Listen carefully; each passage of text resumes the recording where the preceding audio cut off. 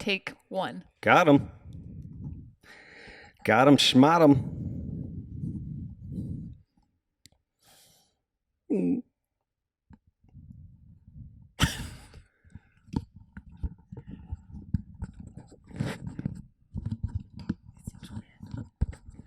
All right.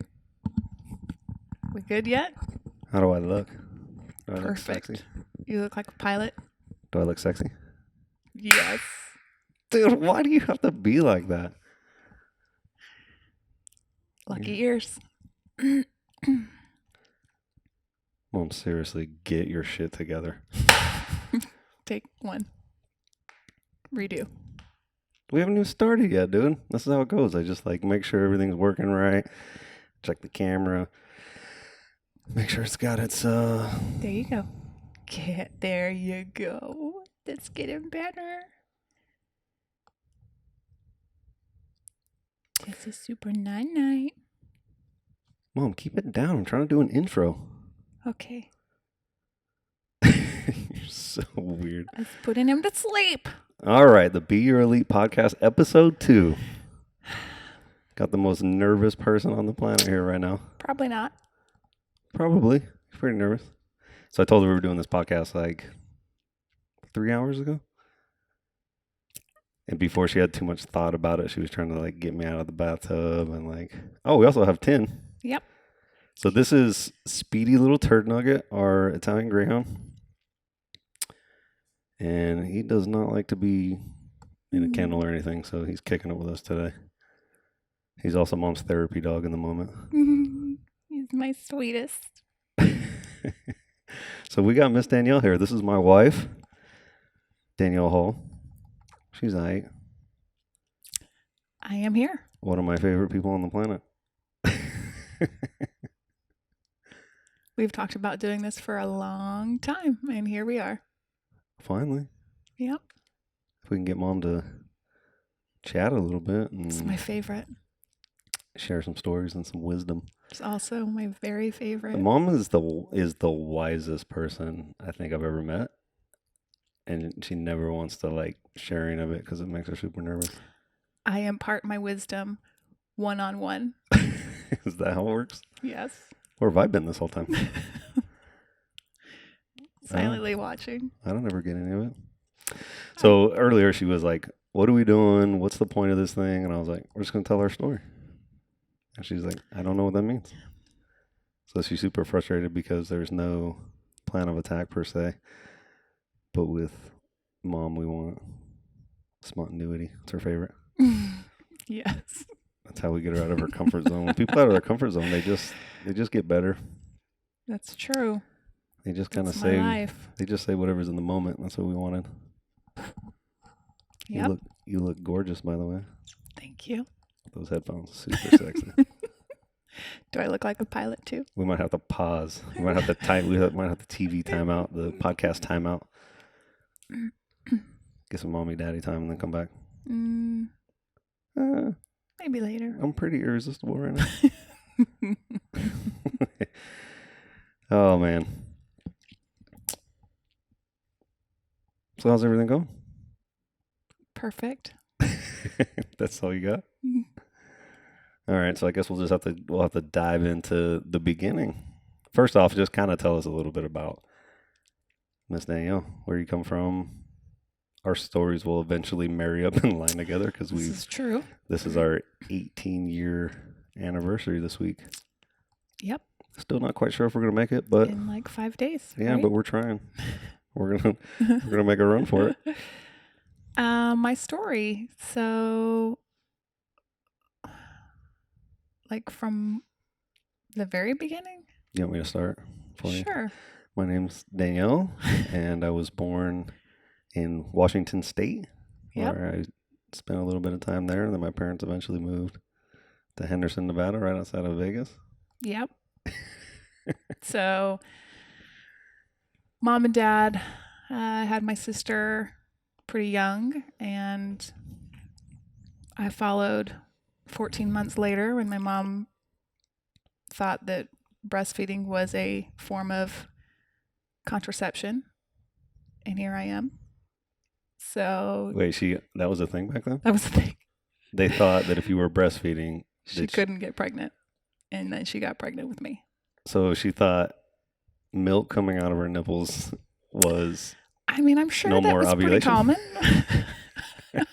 I don't know. So did you grow up in the medieval times?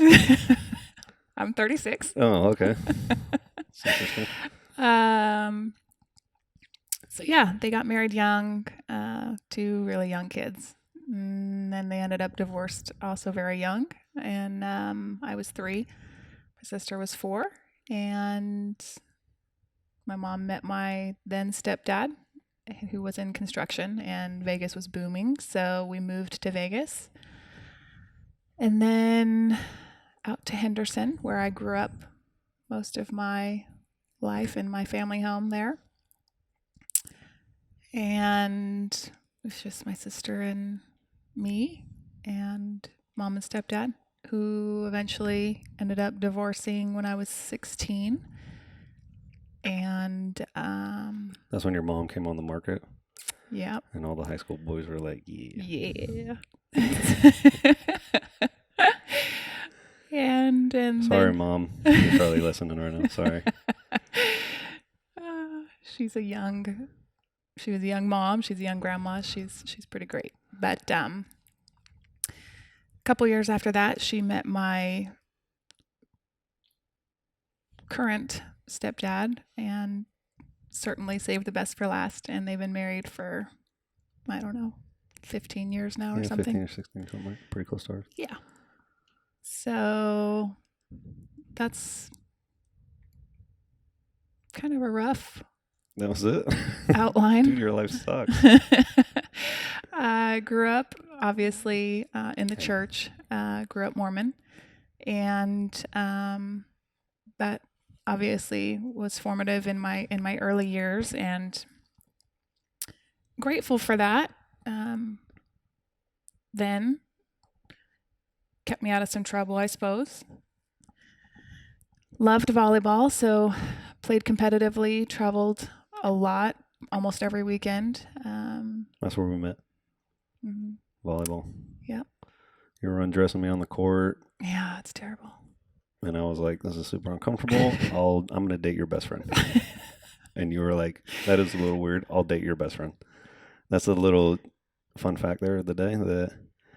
That's how we actually met. I was dating Danielle's best friend, and she was dating one of my best friends, and we were all volleyball players, so We hung out a lot. Yeah. We had that in common, and that was fun. Those were good years. nice to be there. That boyfriend decided to go on a mission, and shortly thereafter, David and I started dating and You want to tell that story? got engaged. People love that story. Let's hear it. Or you want me to tell it?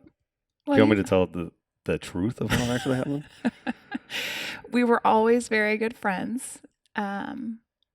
Even after Shad and I broke up, and you and Marie had broken up, we would still hang out all the time. You would come over to my house for family dinners, and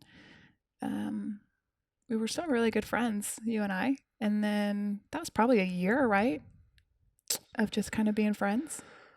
Yeah. It was maybe a while. A little longer. 18 months. And then he decided to go on a mission. And so David and I drove up to Utah to see him off to Argentina after he had been at the MTC for however many months it was.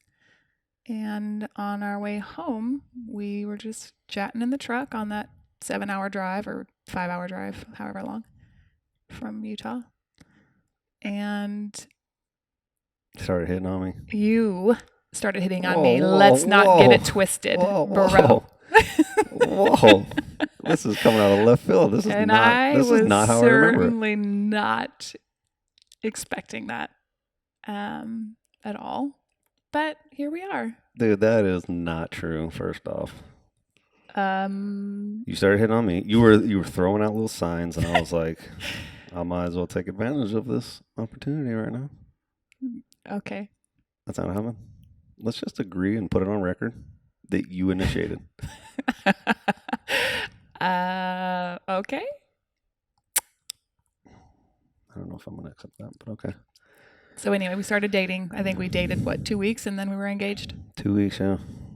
That we'd known each other forever, really intimately known Yeah, each other. let's justify how retarded Well, we I'm were. just saying, it's not like I didn't know who you were. I knew your family. I knew you. Yeah.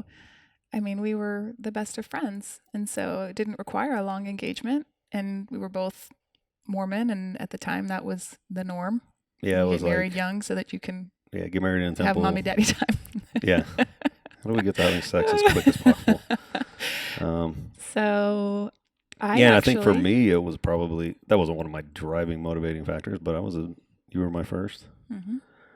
And so I think it was like, okay, I'm 20 now. I've waited my whole life. I got this amazing chick. Like, Let's move on. Let's do this thing. Yeah. Turns out I was way wrong. Well, actually, you're so dumb. I had a volleyball scholarship opportunity to play volleyball in South Dakota at a little private school, D3. And which is very, you actually at the time when I was talking to you about it, you were like, we should go, we should do this. And I'm like, I don't know about that. Not the risk taker.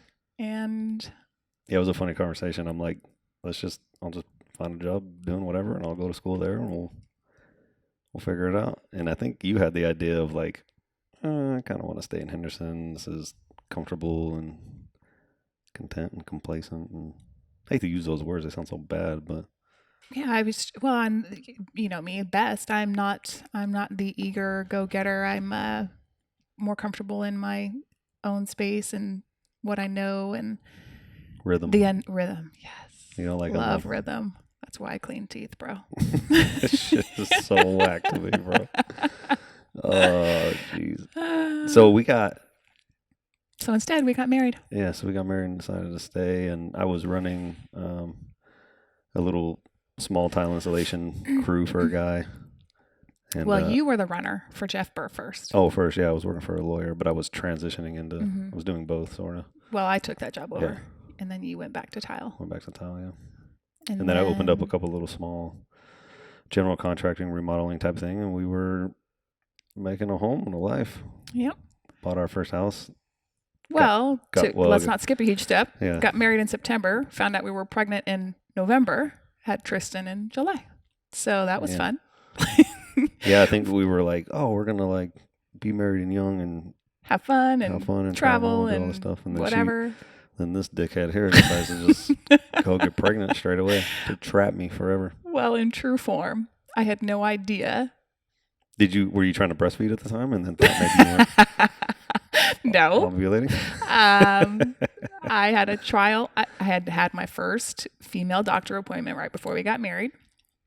And I had a trial pack of birth control, so it was 3 months. And so I took my 3 months and didn't realize that I would need another doctor's appointment before I could get a prescription. And it was kind of late to get back to the doctor, got the prescription, and by that time I was pregnant. So that little 3-month trial pack just kind of set everything in rhythm, and then we got Tristan. Yeah. And now he's a senior. 17. That's crazy. You're crazy. That's a fact. I'm glad that's been established during this podcast as well. So yeah, then after that, bought our first house. Mm-hmm. About a couple miles from each of our parents. Yep. And and you were in school? Yeah, I was in school. I was taking classes at night while I was working during the day and applied to hygiene school. Got accepted. I was in my first year of hygiene school when you started talking to a recruiter, unbeknownst to me. That's not exactly, okay. It was true. You could talk to him in a solid year almost. Probably almost a year. And so then I was halfway through hygiene school and you got your first duty station assignment to North Carolina, and I was either going to stay in Nevada and finish up hygiene school there or see if I could transfer to the school in North Carolina. And so I had initiated that conversation with the school there. They were willing to take me on as a transfer, and the week after We packed up our 2-year-old and moved to this completely across the country. You ended up getting orders to deploy. So that was cool. So Yeah, here so- I am. Yeah, I left in September. Yeah, I got you there in moved. August. Yeah, it was almost a year between the transfer and everything, and then I deployed in September. No, it was, yeah, but no, I got there in August. You deployed in September. That's what I'm saying. Yeah. Like I had went to basic training, Right. airborne school, Right. and my duty station, and got our house, and like you were transferring your license, so we essentially were almost a year apart. Right.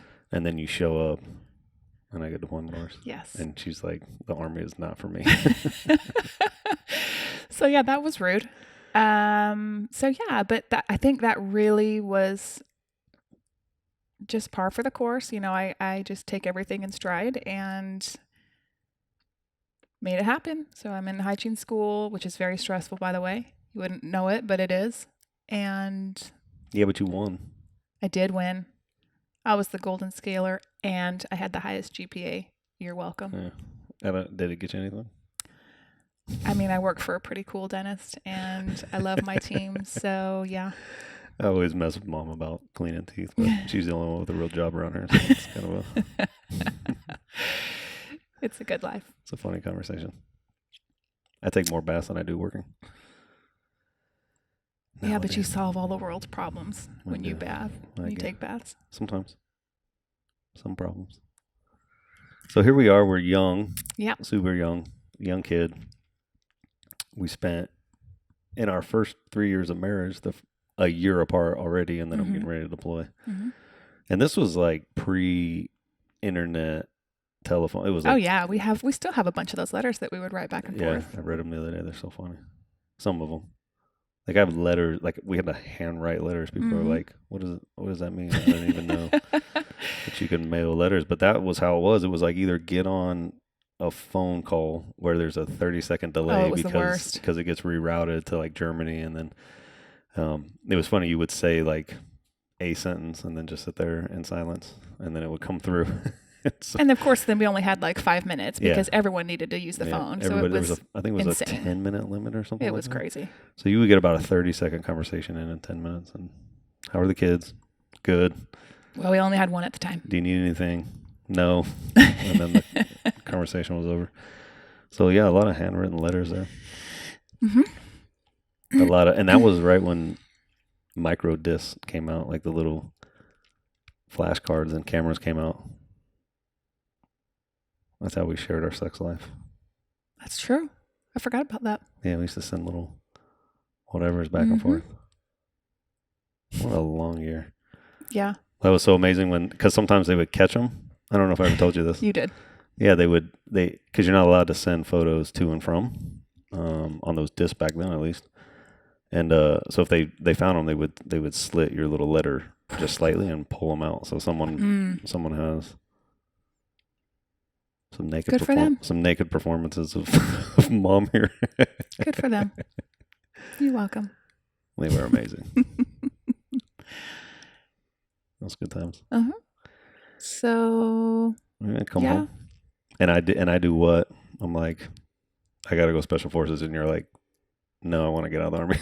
no, I never wanted out. I never did. I think there was a moment there when the deployment came back where you're like, I don't think we can do this. I don't want to live here.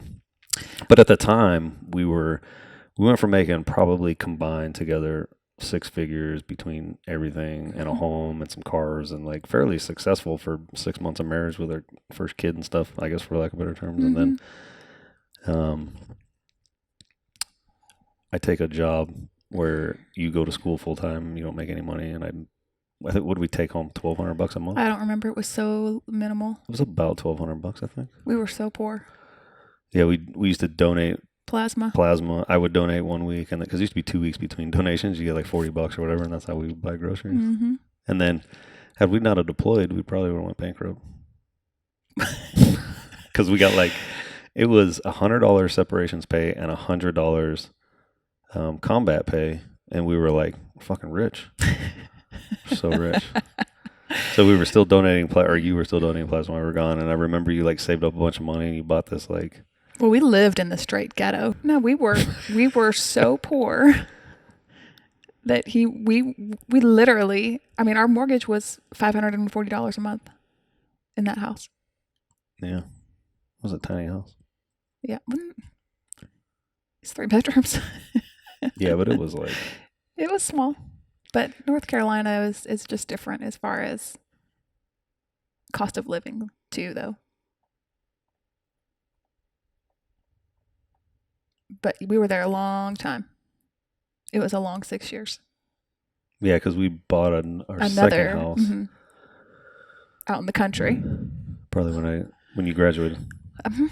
Yeah, and then we were like kind of, but that's what I mean. When I came back, you were still in hygiene school, and we were still broke as all hell. Yeah. And I think you were like, dude, this is not a very good life. This sucks. And then I went to the qualification course to be the special forces, got promoted, then you graduated and started working. Then it was like, oh, okay, We can survive. literally in a 2 week span, it was like we got a $150,000 a year pay raise. And we were like kind of all right for a while. Yeah. And I was in the Q course, and we were just doing our thing. And But it was good. You know, I think everyone goes through those really poor days early in their relationship. And if not, then they missed out because it makes you super grateful for when we actually could afford like reasonable groceries and so fun. 2 cars and yeah. Yeah, we only had one car, and we're carpooling everywhere. It was awesome. Those were fun times. Yep. And then I graduate the Q course, and I go to school full time for about a year. I get out of active duty. I'm trying to figure out what I'm doing. And I decide I'm going to pack up and move to Phoenix, Arizona. You'd been tattooing too. I was learned tattooing. how to tattoo. Yeah, I was tattooing during that time. But then I left to Phoenix, and that was 2008. Got out of the Army in late 2006, 2007 essentially. Went back in the Army in 2008 while I was in Phoenix, and took a job in Austin, Texas. That's how we ended up here. Well, you had never intended on getting back into the military, but while I was still in North Carolina, I received this huge packet of paper on the doorstep, and they were essentially trying to mobilize you. You were like on the very tail end of your inactive reserve status, and they were trying to mobilize you with some National Guard unit in like Michigan or something crazy because they had your old. Well, they took me as my secondary MOS was 13 Bravo, and they're like, well, this guy's in active reserves, and I was like, but at the time I was already talking with a guy like, hey, what does a National Guard look like? Da da da da. And it was interesting because that was kind of the tipping point. I was like, well, I'm not deploying with these yahoos. Like I've got to be assigned to another unit to and at the time I was looking to be back in full time as an SF guy and deploy and go do stuff. I was just like, I had a choice of like who I was actually going to deploy with. Of course, I chose 19th Group, and that was kind of like the pushover. And I was in a school with a guy who was telling me about a job here in Austin. I just took the job in Austin. So, and we were like super optimistic about it. We're like, oh, you'll get a job here. I'll transfer my license. That's only going to take a couple of months. We'll put our house on the market. That'll sell in no time. A couple of months, and then except it was 2008. Yeah, that was the crash. The crash of the real estate market. And we lost $30,000 on that house. Took us 2 years to sell it. Took 2 years to sell it. Took a little over a year to transfer your license. And so I was living in Austin by myself, and you were in North Carolina. We were essentially separated for almost 3 years. Yep. You would come home to visit. I came to visit you a couple times. Maybe 10 times over 3 years. Yeah. Maybe. If that. I forgot how much time we spent apart. Yeah. That's when you learn to hate me. Maybe. I was just so accustomed to doing everything alone. I just did. I just did it. Didn't even think about it. Yeah, because you had our home, our finances, our kids, our jobs, and I'm just like... let's not forget. Let's breed Cane Corsos. Oh, yeah, we used to breed Italian Mastiffs, so she was taking care of the dogs. And 11 puppies. Oh, man, here we go. 11. Yeah, I did that. So for 10 years, I'm still dealing with this bullshit. So mom's got all this crazy heckiness going on, and I'm just being an SF guy, single SF guy, just running around doing my thing. You did a lot of stuff. You went to a lot of It was schools. super busy. Yeah, I was running super fast, taking every school possible, every deployment overseas possible. You experienced a lot though, and you grew a lot in that time. Yeah, but I think there was like part of me that was like justifying, like, well, look how busy I am. I am. The wife is a military wife is supposed to stay home and sacrifice as well, which was such a fucked up way of thinking to an extent. But it was like a But it was, I was going to unspoken. say, you never like made me feel that way. And I just assumed that role. So it just worked. Yeah, but it was unspoken, and I Yeah. think that led to some Resentment, maybe. resentment, and I think that's one of the things that like we talk about a lot now is that how we don't leave anything unspoken anymore. Right. Like nothing. We don't care if it's like the slightest little thing that just irritated you. We're just like, why did you do that? And we've come to this kind of weird understanding that it's like, it's never meant to attack you or make you feel like what you're doing is, you know, not good enough as a human being. Is I was just letting you know that whatever that was bothered me. And it's nothing more than that. It doesn't, I'm not saying you need to change it or it needs to go away or whatever. I just want you to acknowledge that it bothers me because of this. Whatever. And so we don't leave anything off the table anymore. Well, that's just one of the beautiful parts about life is hopefully you learn some lessons when you make some mistakes. And that was I'm still not, it's still effort for me.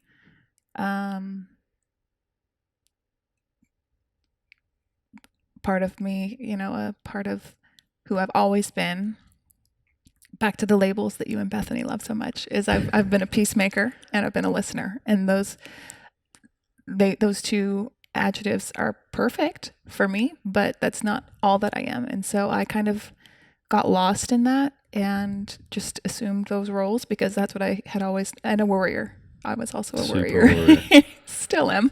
Oh my but gosh. those, that's just what I identified with because that's what everyone had always said to me. Anyone that ever had any influence on me or knew me well, that was always like what they would acknowledge is you're this little peacemaker, you're a little old soul, a little worrier. And so yeah, being the talker has never been my role. My best friend growing up, Sterling, was always she still to this day is much more like you and leads conversations, and I just listen and drop my little knowledge bombs here and there. What you call them, knowledge bombs. But yeah, so it's still really uncomfortable for me because my nature is just to keep the peace at whatever cost. And so that's been a huge lesson learned for me is that's not the right answer. Yeah, quit doing shit for everybody else. Well, and just That's to your own detriment, though. Yeah.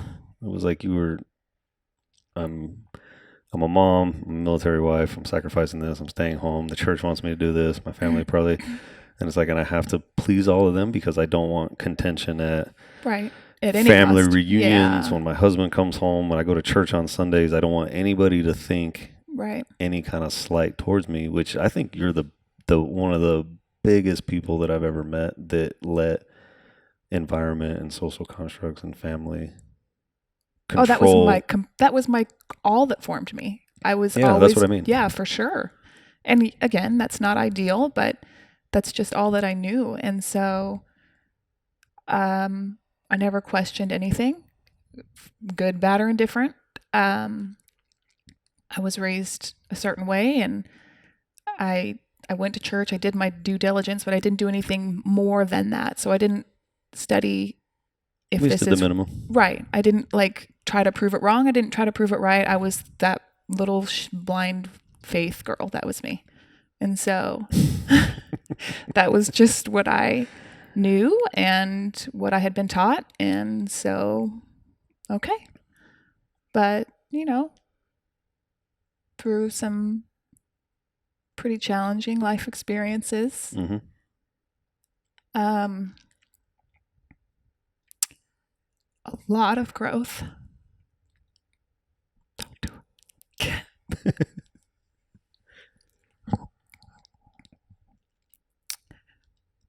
A lot of growth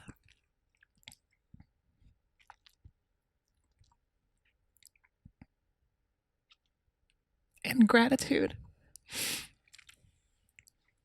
and love and just peace. And it's such a blessing to experience real trauma. And I don't wish for people to have to experience it the way that we did, but I'm so grateful for forced learning, if you will. So I wouldn't be who I am today. The person I am, the wife that I am, the mom that I am, daughter, sister, without having gone through what we did. So I'm really, really grateful to obviously have you as my husband, the most understanding person I know. But just being mindful and being present and just being is really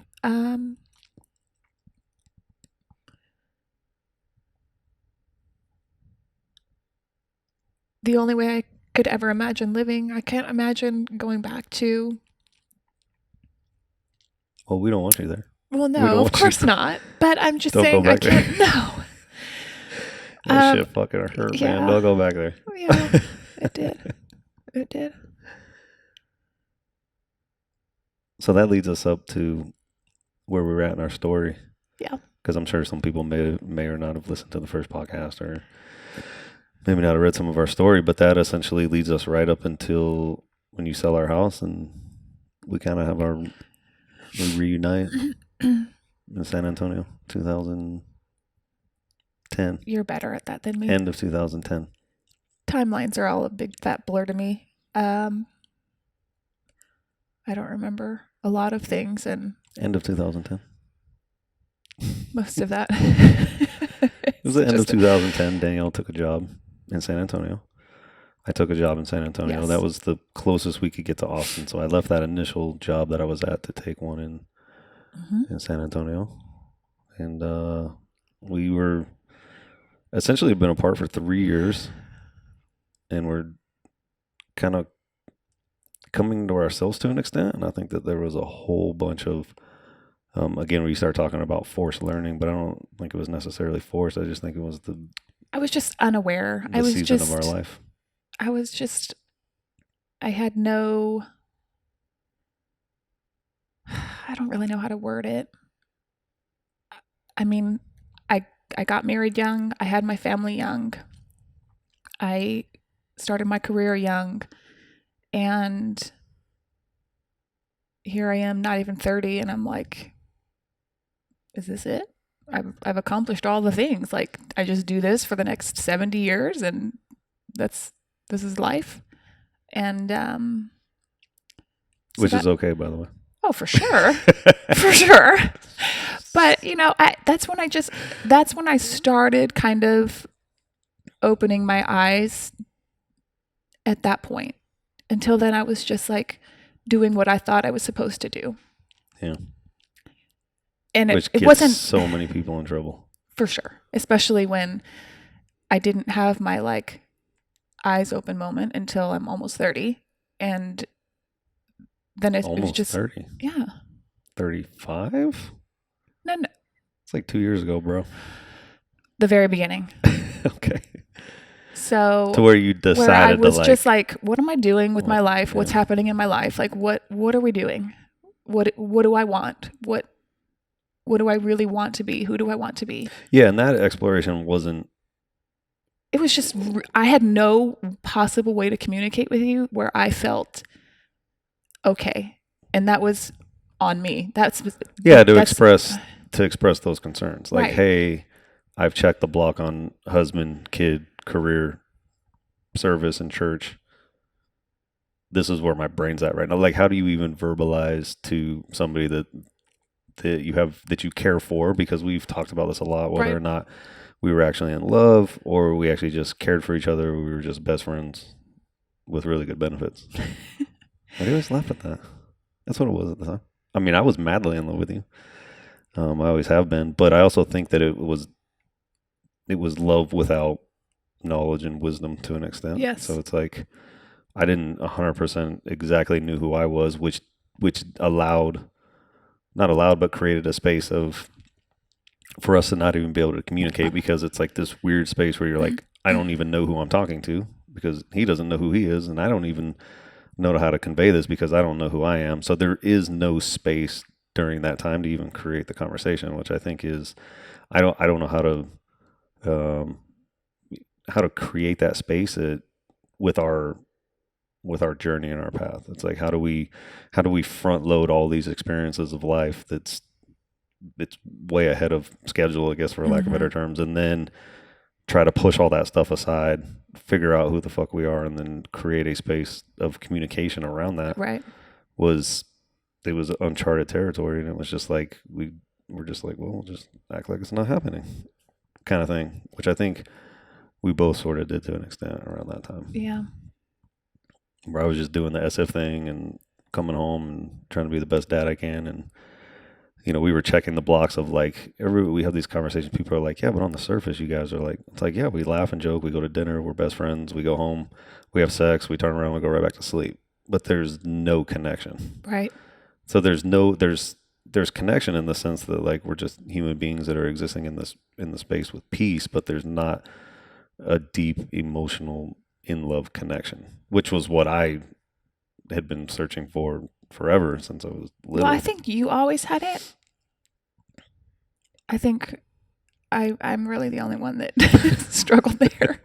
I mean, I don't want to like throw you under the bus there. No, but it's facts are facts. And so yeah, I am very open about this. Raising toddlers is not my jam, and I had to do it twice without you. Yeah. And both of our kids are very strong-willed and very stubborn. They are amazing, and they're going to do something great. But rearing these strong-willed and stubborn-ass kids by myself, that was a daily gut check. Yeah, you weren't cool to be around. No, I'm sure I wasn't. And I hope my kids don't remember. No, it's super funny. I used a tyrant.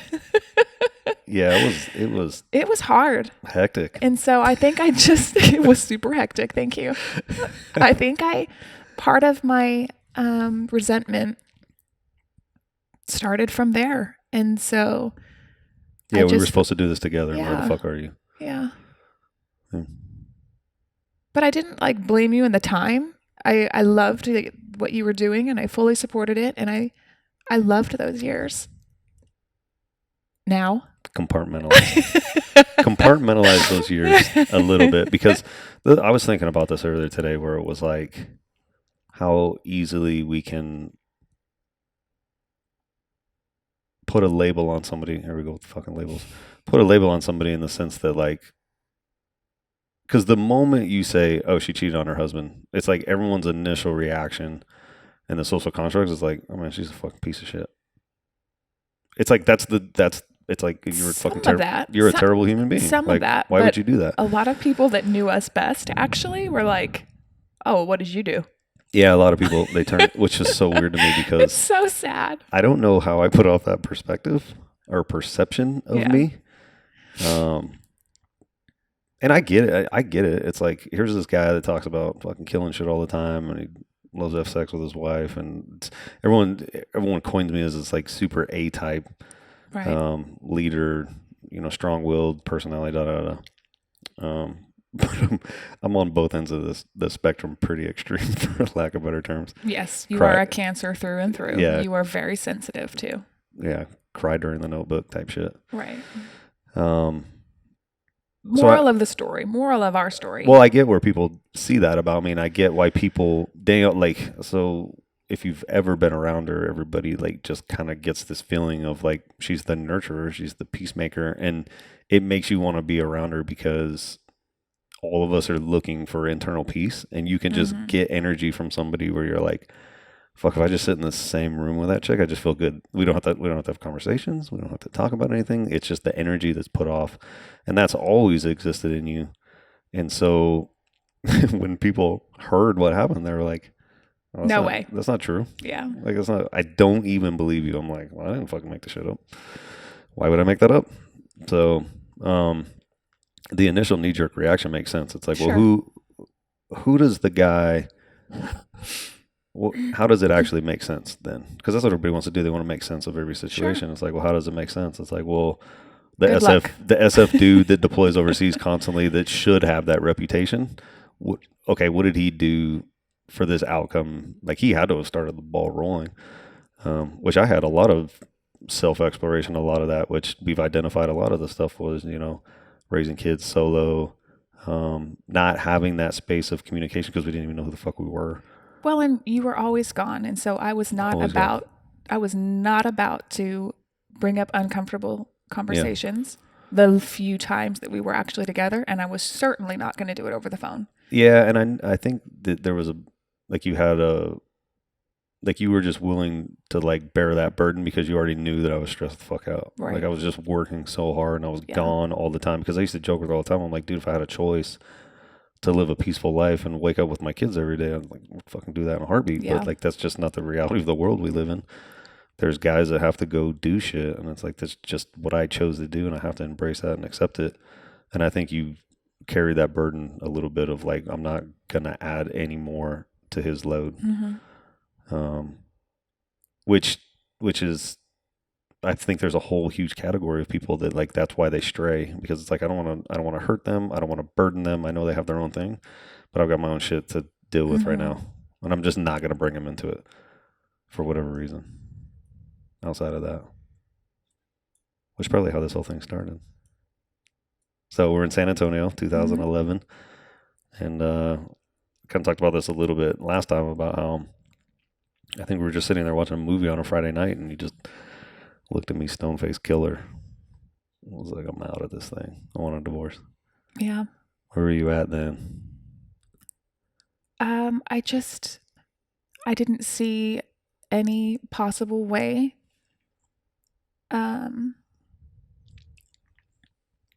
I was going through some like trying to figure out myself, and you'd always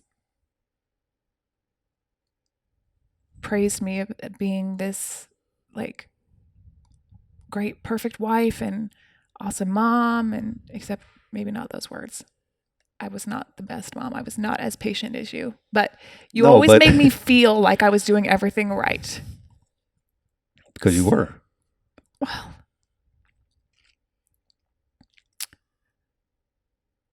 so you kind of touched on this, and this is a funny piece of it, but I really developed a love for coffee, which is so stupid now, literally. But the coffee story is so funny. That was being Mormon, you are not allowed to have coffee. That is doctrine. And here I am trying to be this perfect Mormon wife, even though it's not what you've ever wanted. That's what I was trying to be, because that's just what I believed I was supposed to be. And all I really wanted to do was be able to have coffee every morning and have some wine at night to and get not feel through. bad about it. And not feel bad about it. But I had no idea how to even begin that conversation with you, because it was so not me. And so back to I didn't want to some of disappoint that. you. Yeah, back to some of that though. This is where the cautionary tale of being something that you don't want to be. Right. Like guessing what culture wants you to be or religion. And at that point, when she asked for a divorce, I was internally trying to guess what she wanted me to be. Right. Which was so funny because we just didn't even talk about it. If we would have talked about it, we probably could have solved a whole bunch of problems at that time. But I'm sure.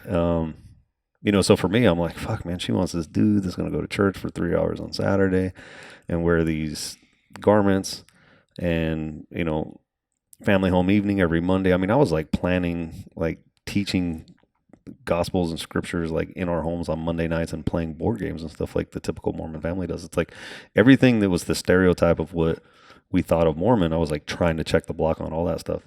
And now, which probably added more pressure to what you were feeling at that time. You're like, fuck, man. I'm like, and at that point, you had already had the affair. And so it's like you're carrying this, like, fuck, man, this coffee, I'm failing there. It sounds like such a trivial, stupid thing, but it's like, that's a big deal to Right. like break the word of wisdom. And then it's like, and then you full blown just like, fuck it, I'm ending my whole entire marriage and everything that I know to be my life right now, confiding in another individual. And I couldn't imagine the burden at that point, like once you go through with something like that, when it's not anything that you actually believe in, and it's like this weird, desperate attempt to figure out what the fuck you're doing, which is so bizarre to me. Yeah. Not bizarre. No, it's I pretty use bizarre bizarre. because it's not a. Well, it's certainly not what you would have expected out of me, but that was when I was like first really without understanding what I was doing, like trying to figure out my own shit. Like Mhm. I'm more than just a mom. I'm more than just a military wife. I'm more than just a hygienist. What am I, what's my more? Do I need more? No. Like that's a perfect life. It's so stupid. But it was just one of those things where I just kept like trying to figure out who I was. I mean, I guess. Yeah, but you've been in relationships your entire life, Well, and so I you're had one probably. boyfriend and But then that's what I you. mean. Yeah, So but that's what I mean. You've always been in a relationship, so it's true. like, That's true. I is never didn't have yeah. that.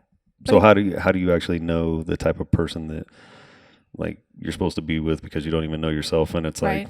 And that's the biggest piece of this is I was so lost in if I just would have been more mindful and aware of it's okay. It's okay to feel those feelings. It's okay to self explore.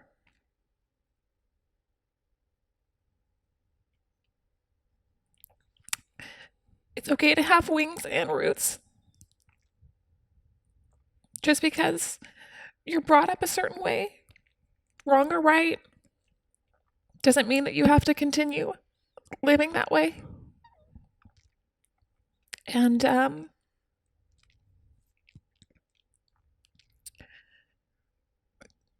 my what's that genre of books that I love so much? The stupid little like Twilight and teeny bopper. Well, it's got a name though. like teen drama or whatever. Whatever it is. If I would have read more of like self-help books then, like I read now, I probably could have avoided a lot because there's so much knowledge to be gained. And I love to read. And I wish I would have read some deeper books then. But I am so grateful to be the person that I am today and be okay with it. And just being is so much easier and so much more peaceful. No more baggage. No more guilt. You're carrying way too much shit, bro. Yeah. Not being concerned about the past, not worrying about the future, just enjoying. Yeah. So Okay. we talk a little bit about leading up to that and some of those feelings and those spaces that we either created or didn't create around that time, and then something happens midway through there because this affair goes on for 4 years. 4 years.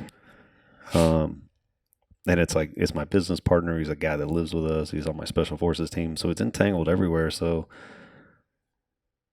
and I know you, and this is where I totally understand a whole bunch of the stuff where you're like, I just got to keep the peace now. Like, I did this shit. I sent it. Now I'm just going to keep the peace of it. So it's like, Well, and that's the way that it was. Everything was like, how do I make this appear as normal as possible? So, yep, I'm going to encourage you to move forward with this as your business partner because if I discourage it, you're going to be like, that's weird. Why don't you want him to be my business partner? And then yeah. And at that what am I point, going to say? so, and to that point, like was already on the trail of you two in 2011 checking phone records and stuff. And I was like, kind of like, Um, and this is where, you know, we all have to be honest with ourselves about certain things, is that when I was bringing it up, I think you started seeing different things in me over that past month.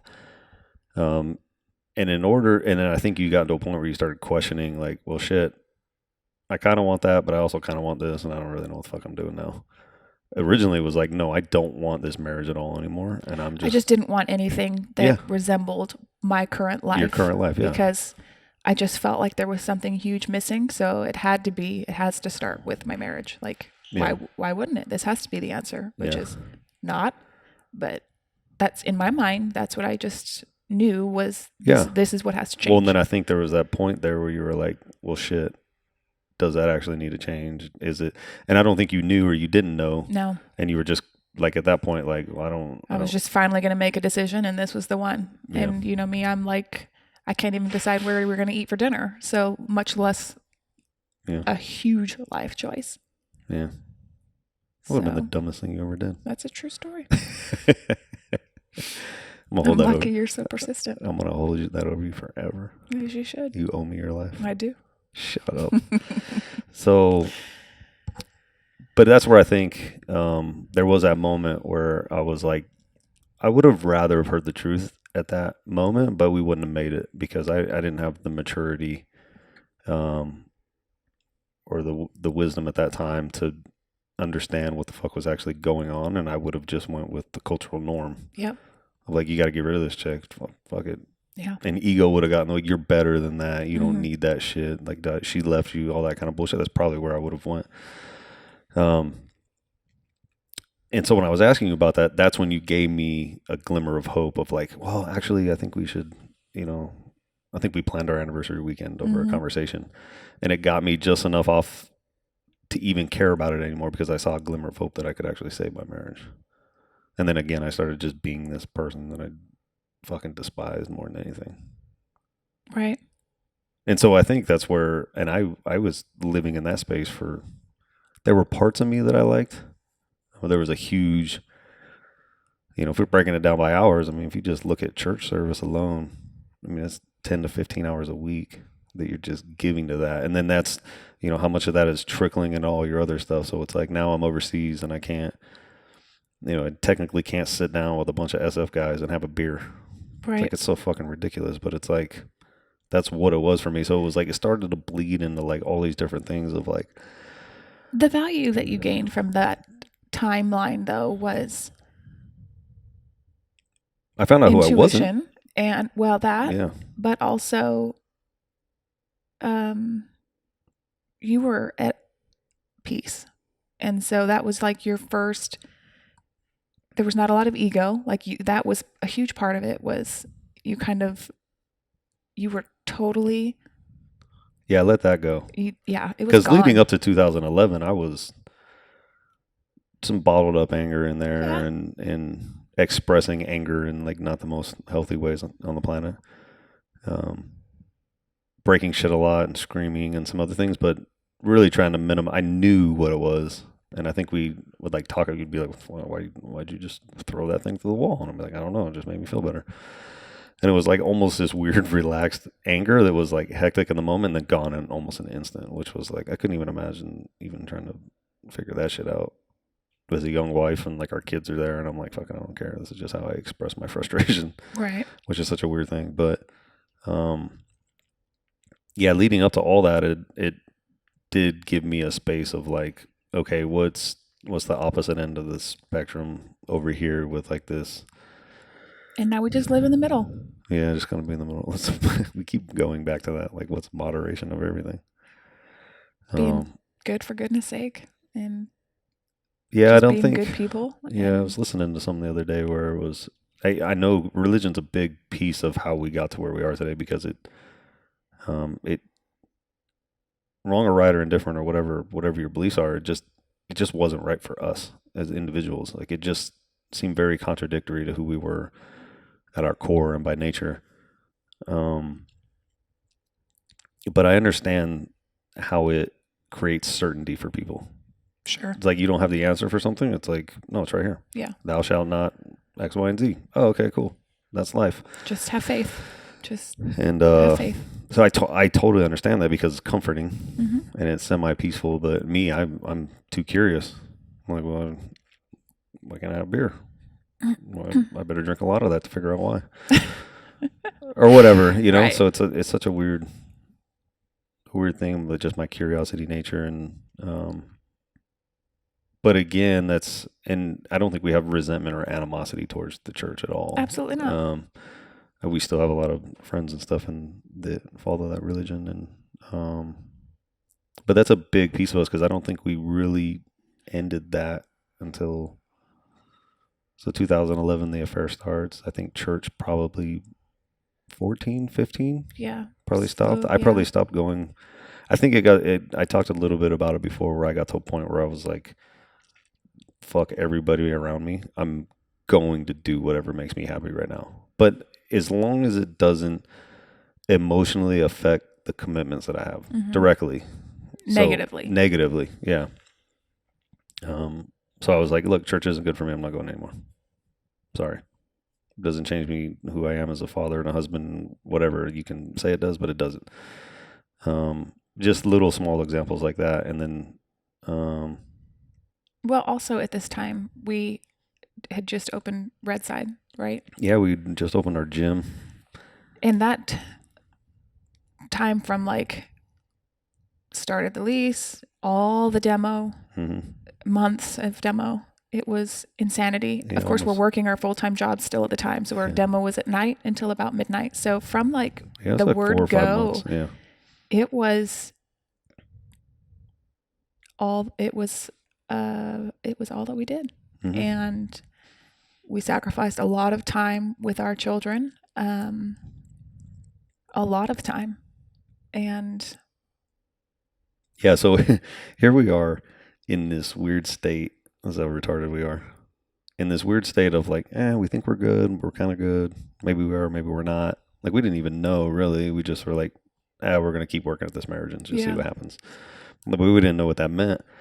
And then we decided to open a gym, which if all the other gym owners out there will understand, or even just business owners in general, on how much emotionally taxing owning your own business is. And it's like, here we are in this like kind of weird spot. And we're like, I got an idea. Let's give our whole entire selves to other people. right. And see what happens. Right. It's kind of like our marriage is on the rocks. Let's have another baby. Yeah. That'll fix it. That'll fix it. Yeah. Which is, but it was I loved good. those years. Well, and it was good for us because this is where understanding how much you can actually take and can't take, that taught me how much volume and how much load I can actually handle and how long I can handle it for, because at the time I was still super involved in the special forces, super involved in all the family stuff and our marriage, and then running this gym where I was probably, even in part-time, was working 40 hours a week there at least. Yep. So yeah, that was a crazy time. And then I was I was exercising one day. This was where my kind of change happened. I was exercising, blew my back out. And at that point, I was probably sleeping an hour or two a night, and me and you were pretty disconnected. I had kind of known that something was wrong or something happened, or I just didn't want to deal with it anymore. I was so tired of like making that fight. Which is interesting because I broke myself down. Nobody else did it, because like we were still coming home and everything was just rhythm and routine as usual. And like on the surface, and this is where I was looking at it on the surface, I was like, dude, life is good. I got this successful business and this gorgeous wife, and she's amazing and she loves me, and I felt some love starting to kind of happen. But it was still, it wasn't honest. None of it was honest, I don't think. Well, I was still doing my like coping of stay as busy as I can from the moment I wake up until the moment I go to sleep. Yeah. So train in the morning, go work, train at night, come home, feed myself and my children. Sometimes you, sometimes not. Just depend on where you were in your day. And then shower, quick due diligence, mommy daddy time, I mean, due diligence. That shit was always good. It was always good. But I'm just saying, like, in that was my day. I had to fill it as full as I could. Mm-hmm. And To ignore. Yeah, like. And the funny thing is shit. like thinking that it's going to go away eventually. Well, so I guess it continued for another year when we had the gym timeline. 2 years. 18 months, almost 2 years, yeah. And then it just ended. And at that time I committed. This was January of 15. Mm-hmm. That was my year. That was my commitment to myself. And that's when I really found a lot of peace in yoga.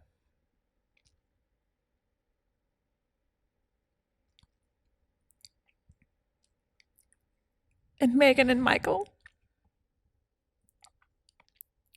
That's where I really started to do my best to be present and be the best person that I could be. Even though I still had these very, very deep secrets that I was holding and trying to bury and I guess pretend that they weren't a part of me. And so I lived that way for a full year. Yeah, it didn't work. But and this is where I think an important piece too is like when you, because I know you felt it at that point when you started to become present, that we had these conversations a lot where I would just be like, something just isn't right, and I need you to just tell me what it is. I don't give a fuck what it is. Like, I think we're at a space now where we can deal with it. I just need to know what it is. And you'd be like, there's nothing, everything's amazing. And then you would like open up just enough to let me see that little piece of your soul. And I'd be like, fuck, there it is. I'll take anything I can get at this point. Anything I can get at this point. And that was a lot of like sleeping in my car and sleeping in the gym. Left a bunch of times. And again, it's one of those things on the surface. People are like, what do you mean you're leaving? What the fuck are you talking about? It's like, she makes your dinner every day. She does all your laundry. She loves you. You guys have sex every night. Like, you guys exercise together. You guys coach classes together. You obviously enjoy each other's company. I'm like, yeah, for sure. But like, I can have that forever.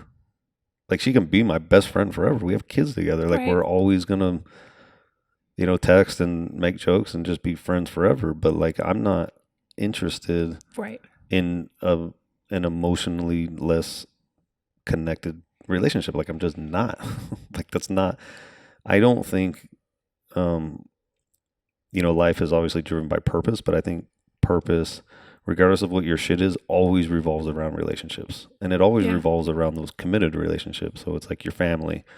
It's like, okay, family's such a blanket statement. It's like, well, what aspects of it? It's like, well, I believe that it starts from the top down, which is between the husband and wife, or the husband and husband, or wife and wife. And then it trickles down from there. So it's the individual, then it's the relationship, and then it's the kids, and then it's work, and then it's whatever. But everything revolves around human contact. So it was like the single relationship that I decided to commit to isn't offering me the highest level of connection that I know exists. I don't know what it looks like. I don't know what it feels like, but I'll know it when it's there. Right. And that was something that I couldn't describe. And it was a lot of conversations that me and you used to have where it was like, I know potential is there. I just don't know what it looks like, but I know we're not it. And if that is what it is, then that's fine. We just need to be honest with each other and just be like, yeah, me and you will never get there. Is that the truth or is it not the truth? I don't know. We figured it out by dumb luck, but. Well, we were finally able to come to a place where we could communicate, and it took, it got worse before it got better. I mean. Well, it took 15 years to even bury and stop all this shit. Right. But then like when the affair came out officially in December of last year. Yeah. It was a long. Officially, I like how you put that. When it officially came out, because it was unofficial up to that point. Whatever. But it was just a long 4 months, a really long 4 months. Well, I think it was a really hard 2 months. I Right. was thinking about those 60 days there. But like every second, every minute was a struggle. Oh It yeah. was not, there was never a time during those first 2 months where it wasn't. And not always a negative struggle per se, but definitely always on the forefront. Like there was nothing else that Mhm. mattered. Well, I think a lot of this. I guess we can open up this conversation a little bit in the sense that like people ask me all the time. They're like, "How in the fuck did you all get through that?" And I think the single thing was like we just didn't hide from it. Right. Like nobody. There were times where I was like, "Where's my fucking safe spot? I'm out of here." And I didn't have one. I was like just Right. I was going to somebody's house or I was sleeping in a closet. Um, because I just didn't. I tried to hide from it and deal with it, and that would last for a couple hours, and I'd be like, "That's not going to get it done. We know it's not going to get it done. You have to get out there and like figure out this thing." And I think we sat down and what were it was like day one. What were the ground rules that we said? Don't ever let me go, Mm-hmm. and that was pretty much it, right? It was like don't ever let me go. And there was something else that I would always say. I was I just like, can't remember now. that was the big one where it was like no matter what I'm doing and no matter where I'm at, like I'm asking you right now in my conscious self and what I know to be true and what I actually want for my future is you and us trying to figure this out. And I think the expectations, not that you can set expectations on how the reaction of affair is going to go, but we knew. For us, the Yeah. only way that we were going to get through Yeah. it was my 100% support and whatever you had to do to get like just to work through it all because it was a lot to work through. And there was a lot of sadness. Yeah, I was fucking beat down. Yeah. And those that know us best, probably think that we're crazy. Because it was not like we're not trying to make it glamorous. It was wasn't not nothing. pretty. Well, the thing, but it was it was not. Yeah, you could probably fucking find some textbook on it somewhere in psychology or whatever, and they're probably like, well, that isn't the way to get it done. And it's like, well, we fucking beat it, so Right. fuck your textbook.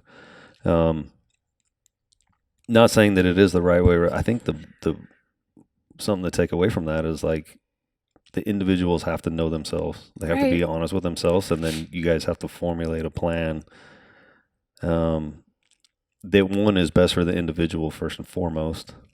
Because one thing I did learn about that was that in the affair, you're just thinking like, oh, you just fucking run around and just fuck whoever you want. Everything's great and da da da da. The people that aren't narcissistic fucking psychopaths about it, or actually genuinely didn't care about the other person, it doesn't affect them at all. But the people that, like in your example, for instance, it was just as painful on your end as it was on my end, knowing that everything you're seeing is your fault, but then also what that did to you internally and some other things. And I saw a whole bunch of that in, March, April, and that whole month was just. Well, the first 2 months I couldn't work through any of my own shit because I had to be focused on you. Yeah. Well, and the thing is that it was. But I'd already been working on my own for a full year before that too. So I had processed a lot of it. And my protective mechanism in this life has always been I can compartmentalize and literally forget. And so bury it. It's gone. And so that was not healthy. It was not gone. Because but you needed in the sense that like you were carrying something that you didn't want to acknowledge. I couldn't bring up very specific details that you felt you needed in order to heal. And so that was hard. And I wish that was one point in time where I wish I wasn't that person that compartmentalizes and. Yeah, but at the time is like I thought I needed it, but I didn't. Now you know that, but then you didn't. Well, yeah, Like for sure. But like, in that moment, like yeah, you needed those things. yeah, that was one of those things where like you would ask me, you're like, I don't understand why you want to know specifics and this and that and the timelines. And it's like, I had an affair. And I'm like, okay, I have to know what I'm forgiving. Sure. Like, am I Yes. capable of the volume of what this actually was? It was like my ego and like, it was so funny, my competitiveness of like, you know, you're not giving up on this. We're going to beat this. You're going to save this thing. Like, that's all thoughts in my head because it's just a part of my personality. It's like, I'm not going to fail here.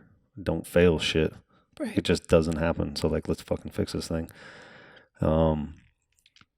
Which is such a fucking bullshit way of thinking because it fail all kinds of shit all the time. But in the grand scheme of things, that was one of the ones where I was like, there's no fucking way this is going to beat me. Like, there's no way. And I underestimated how hard it was actually going to be for sure.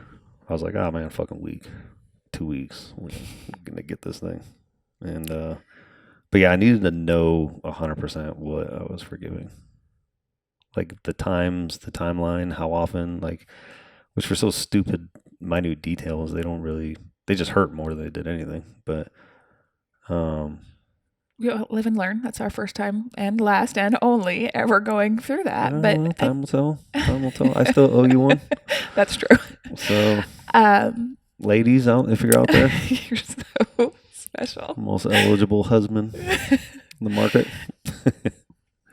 And another piece of what we learned from going through all that was, and I can't remember what it's called now. Again, my whole brain functioning ability here, but when we would read our books together and listen to those podcasts, a lot of times they talked about, what was that? Like where you come back to that same stupid argument where you've had your entire marriage. Oh yeah, they're just talking about like what are the triggers and right. It has a word, but I can't remember. But that was also really, really important for me to hear and acknowledge and recognize that we're not alone in this. Like we would always circle back to the same argument regardless of what we were really struggling with. Until you deal with it. Right. It shit never goes away. Right. And so just learning that in order to really be present and just be, you can't hang on to that baggage because you're really not present at that point. Well, you can't do anything without honesty. Right. You keep talking about this shit all the time. People are like, oh, where do you start? I'm like, fucking honesty, man. Yeah.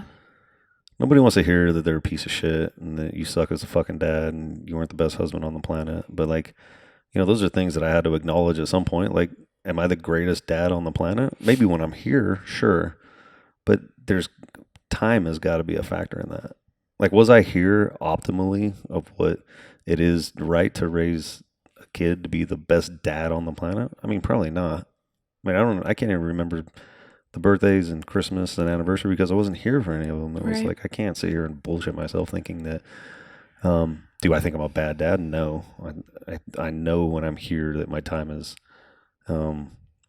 very thoughtful and present. And that's one thing that I've always tried to like, at least be a part of when I was here. But, I'm not going to sit here and be naive and think that like, I was here all the times that I should have been here because there is no fucking should have or shouldn't have or whatever. It was just like, no, here's my kids.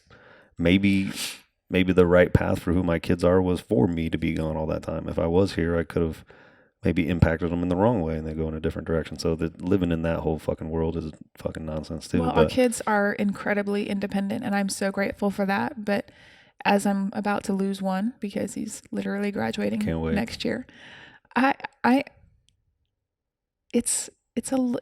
a little sad because he's so independent that he's not going to need you. No, he don't need you, bro. He doesn't. He literally doesn't need me now. Yeah, that makes me happy. I mean, for sure. It makes you sad, but it makes me happy. Well, I'm also happy that we've created 2 really good kids. Yeah, they're all right. But yeah, it's been a long life. Yeah. Quit getting off topic. It's a lot of reflection. So yeah, we've pretty much got to the present now. Talking about a little bit of, the last piece we were on is like I had to know what I was forgiving. how did you guys get through this? How did you guys, no, so back to that point.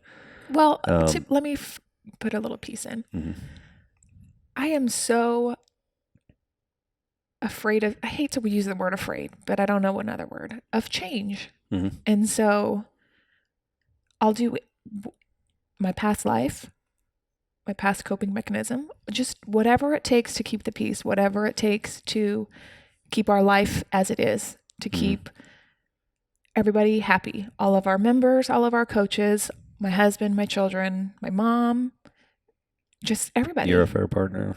Like, I know that sounds bizarre, but like that's really what it was. It was like across the board. You're just like, Trying to, I brought all of these things into my life, and I just have to juggle all of them. right. And I have no idea how to get out of this Hmm. because I knew the second,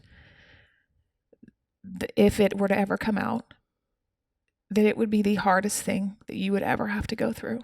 And I knew that there was no way that you would be able to be present in the gym. Not that that matters now. Like I look at, these are just the things that I No, was yeah. processing in my own mind. Like, Yeah. and I couldn't imagine being the reason that what we created would no longer exist.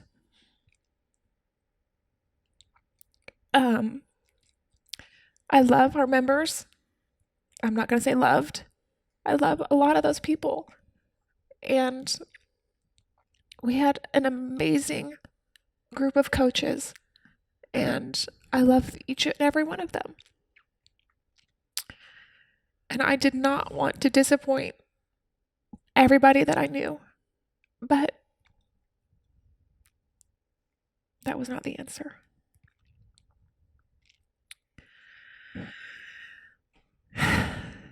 Honesty was. Yeah, that was But it's still really, really sad to think about. But also a lot of joy in that this new life that we've created since April. So it's only been 5 months. mhm. I think it's been the best 5 months of our marriage. Yeah, hands down. To be able to communicate Mhm. and be happy, and Well, I think all of our time is spent with each other, obviously when we're not at work, and with our children. And what better way to spend our time? Yeah, and I also think that We gave so much of our time, yeah. which is okay. I mean, Oh, it yeah, really I'm grateful is. for it for sure. Absolutely. But there's But that was not a good balance. yeah, and I think we're lucky because We like are. we made big giant swoops in our life away from each other for so long. And then when we actually sat down and had the honest communication about who I was and who you were, what we wanted to accomplish in life and what we were trying to do, which just didn't even really happen until this year. I mean, we had some conversations exploring it over the past 2 years, I would say. But more so in this year that it just so happened that we were just in line. Mm-hmm. And I don't want to say lucky too, because like our paths were still following each other. They were just really far apart. And so I don't want to discount the fact that like our environment in which we created didn't set certain foundations that allowed us to come back together and Right. decide whether or not we were going to continue building on that foundation or not. But I think there is a little bit of like just pure fucking dumb luck because, how many, if you would have told me, when we first got married that this is where we'd be today, I'd be like, you're out of your fucking mind. There's no way. I would never forgive that chick for that. Never. Like literally, it's one of those things where, there were times where when I kind of felt like that's what it was, that I was wrapping around the idea of trying to figure out how to, like, I was like almost prepping myself for years of like, when this shit comes out, you've at least thought about it. Because again, I think I kind of knew something was going on. I just didn't know what it was, and I was like trying to prepare for the worst case scenario or something in my own head, which was super weird because that night when you told me, which you didn't tell me everything, by the way, tried to mitigate the damage. In my mind, I was protecting you. No, I know exactly what it was for, and I would have rather been. Now we know, like, just Right. fucking gut me next time. I'd rather just There know it won't all. be next time, but yes, now I know. In anything, you know what I meant. I left for like 30 minutes. I went to Mhm. Carl's house and was like, I had to leave because I was destroying everything, and my kids were there, and it was a fucking mess. And I just was sitting on Carl's couch and like in the dark, and he's just sitting there like, man, I don't know what to say. And I was like, oh, neither do I. Weird. Um, and I was like, man, I'm really sorry for coming here, but like, I gotta fucking forgive her. Like, there's no other option. Like, how do I know who she is today without all the past? And just know who she is right now as a person today, and then go, that's not who I'm supposed to be committed to and spending the rest of my life with. Like, in that moment, I was trying to make a conscious effort to not get wrapped around the past. And when I did start spiraling down, heading into the past, that's when I was like broke, rock bottom, super rock bottom, because I just couldn't let it go. I couldn't get out of it. I couldn't figure out what the fuck.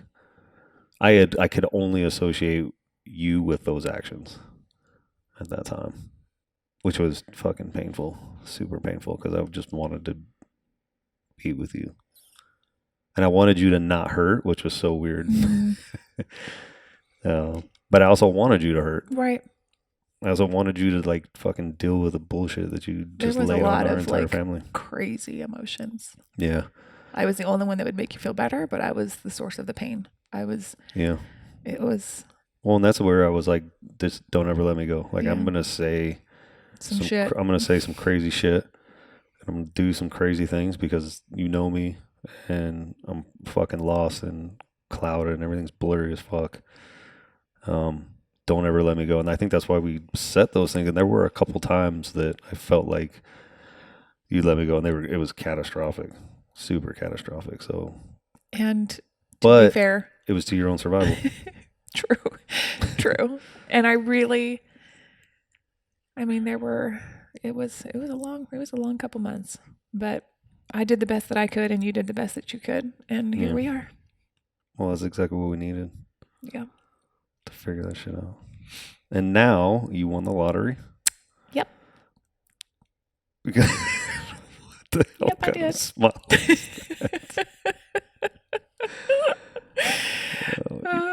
you could have been a little bit more like convincing of that. You could have sold that a little better. Yes, I did. There we go with the sarcasm. Little eyes. No, I wouldn't. Dude, I hate when you get sad, bro, because I'm like, sorry. I'm ready to get that dress off you. You're dumb. Just super sexy, bro. That's good. Even when you cry.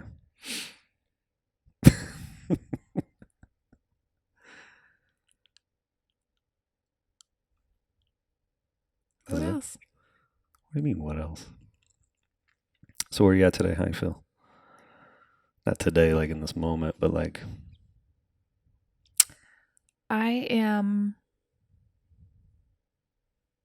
Life is good. You just went with the old bumper sticker, huh? I guess so. I guess I need to go find it and stick it on the truck. I'm very, very grateful. This is my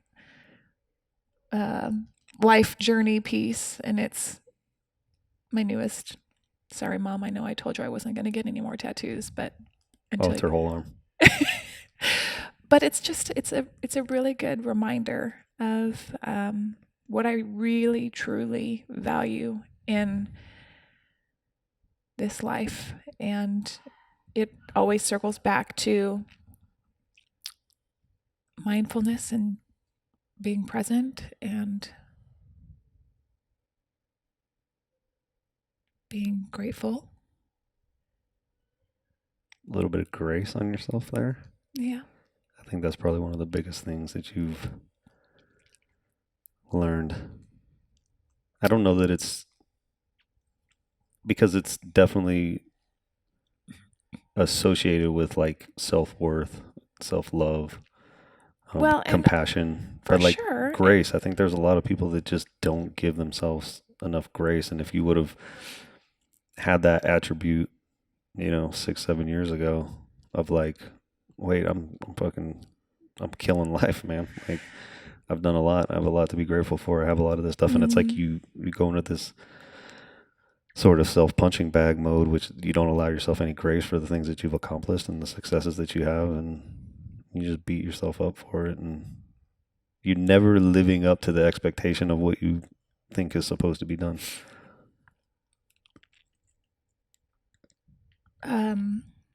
Yeah.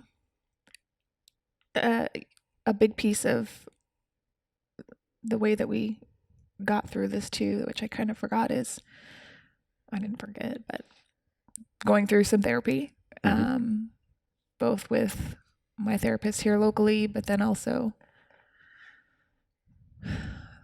Megan.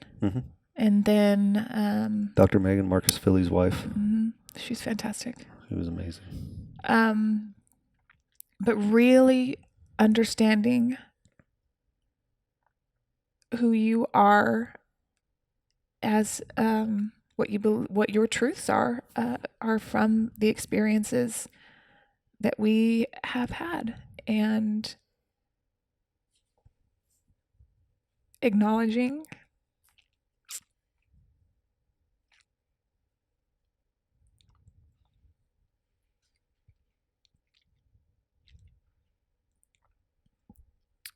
the reason that I developed the coping mechanism that I did. And it doesn't excuse any of my actions, but it does help. Well, and it did help to make some sense of behaviors and just human behavior, which was helpful for me, especially because I couldn't even make sense of it myself. You're speaking of your childhood. Yeah. Okay. And so it was eye-opening. And I'm just grateful to have some perspective around that. That was a big piece. I think everybody should have to go through some therapy or some counseling of some sort, just because it really is. And even if you do it alone or with with a marriage counselor, with someone just helping to guide conversations, to keep an open space, it's just so helpful. There's something about an unbiased opinion. Yes. That like someone that doesn't have like an emotional stake in you, so they don't. Right. There's no biases being formed. There's no sides being taken. It's just like, hey, this is what I'm seeing. Have you guys ever thought about talking about it like this or talking about it like that? I think it's one of the reasons we talked about even doing some of this stuff, because I know for me, I read a book in like a day, Words Unspoken, which it's a poetry book, by Madalena Coleman. And it was one, and that was probably a month in that I found that book or whatever. It was so funny because I was originally, I was on Instagram looking at poetry because they were just like, I started to find comfort in words, understanding that there were other people out there that had the exact same feelings and emotions I did, and were figuring out a way to express them on a piece of paper. So for me, visually, it was like, man, this motherfucker knows exactly how I feel. Yeah. And they were quick and they were to the point. And then I also used them. This is such a weird thing, because I remember sending you a bunch of photos that were like, they were nasty. It was like, this is how you fucking make me feel. Which is how I started down that. And I was like, dude, you're just fucking gravitating towards all the negative shit and just trying to make her feel shitty about what she did. She already feels shitty. What are you doing? But that was like when vengeance started taking over. But I came across Madalena Coleman, and I just kept reading her stuff, and I was like, man, this book is amazing. So I bought it. And I showed up, and I think I laid in the bathtub for like 8 hours one day and just drained it and filled it back up like 4 or 5 times. and read this entire book. Um, so yeah, there was something about not finally not feeling alone. Like I was the Mm-hmm. only person that, because I had sold myself that bullshit lie. No, my affair is different than everybody else's because it involved my business and my special forces team and my family and da, da, da. Nobody's ever had it worse. It could only get worse if X would have happened. And it's like here I am trying to create some kind of level of pain attached to, you know, this this this weird circumstance that happened to me that was worse than everybody else's, which is justifying my own actions and my own behavior, which is what I was doing for probably a couple of weeks, I don't know, 3 or 4 weeks at one point, where I was just like creating this whole bullshit thing that like mine is worse than everybody else's, and I'd like to see you motherfuckers try to go through this thing. I'm the only one that can do this. Um, and then there's that like fucking pity party shit where it's like, poor me, and why the fuck did she do this? I didn't do anything wrong. And then they're like, well, no, you did this, and you start going through these weird battles in your heads. But having that book, and I think is the same parallel of therapy in a weird way. It's just like this weird, unbiased person that guides the thing that doesn't make you Mm-hmm. feel alone. It's like I'm not alone in this thing. I've heard this story before. This story does exist, and this is just humanity. This is just what it does and how it works, and you almost sort of start accepting.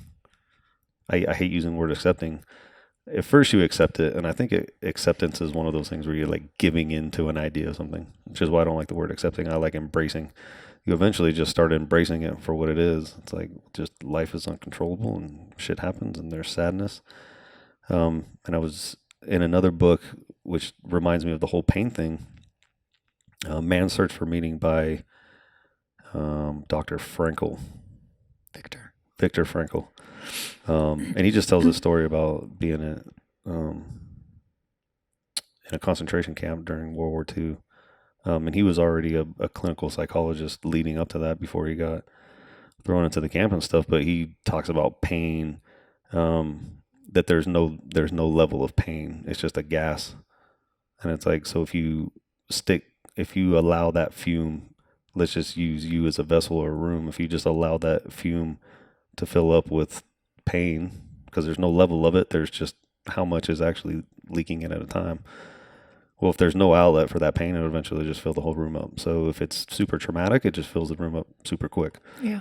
And if it's not that traumatic and you don't deal with it, it still fills the room up eventually, and it eventually consumes you. So it's like one of those things of like, having those like words and those visual representations for me were huge, because I was like, oh man, that's exactly how I felt, that my room just got filled up almost instantly. Mm-hmm. And I have to figure out a way to like open a door and let this shit out.